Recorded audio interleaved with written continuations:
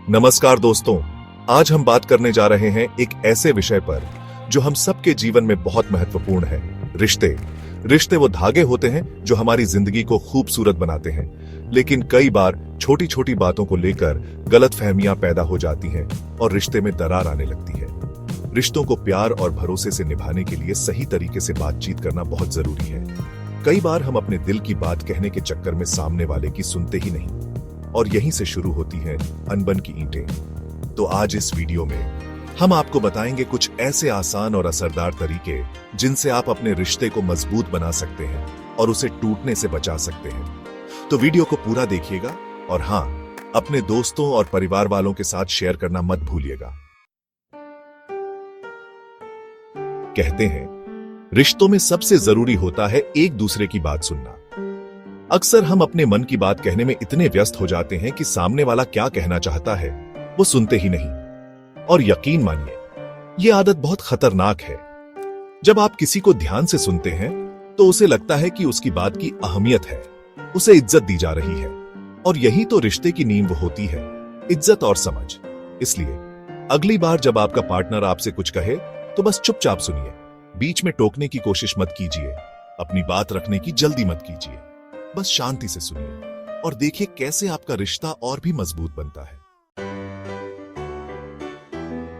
अरे भाई, किसी ने सच ही कहा है, तारीफ इंसान को जिंदा रखती है। और ये बात रिश्तों पर भी लागू होती है। हर रिश्ते में कमी हो सकती है, कोई परफेक्ट नहीं होता, लेकिन इसका मतलब ये तो नहीं कि आप हर वक्त अपने पार्टनर की कमियां ही निकालते रहें। बात बात पर ताना मारना, नीचा दिखाना, ये सब रिश्ते को दीमक की तरह खा जाता है।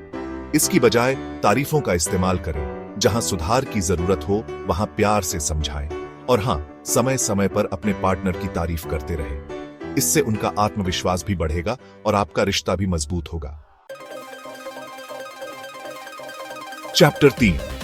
अब ये गुस्सा भी ना बड़ा ही खतरनाक चीज है। गुस्से में कही गई बातें अक्सर दिल पर लग जाती हैं और लंबे समय तक याद रह जाती हैं। कई बार ऐसा होता है, किसी बात पर बहस हो गई, गुस्सा आ गया और हम बिना सोचे समझे कुछ भी बोल देते हैं। बाद में पछतावा होता है, लेकिन तब तक बहुत देर हो चुकी होती है। इसलिए जब भी गुस्सा आए तो बस एक बार गहरी सांस लीजिए और खुद को शांत करने की कोशिश कीजिए।